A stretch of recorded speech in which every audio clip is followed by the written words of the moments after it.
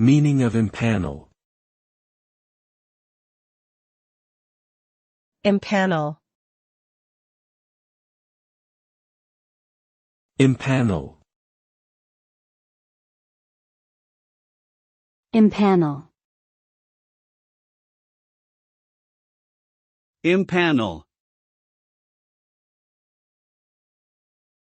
The word impanel refers to the process of selecting and organizing a group of people to serve as a jury for a trial. It involves gathering a pool of potential jurors, questioning them to ensure they are impartial and capable of serving, and ultimately selecting a panel to hear the case.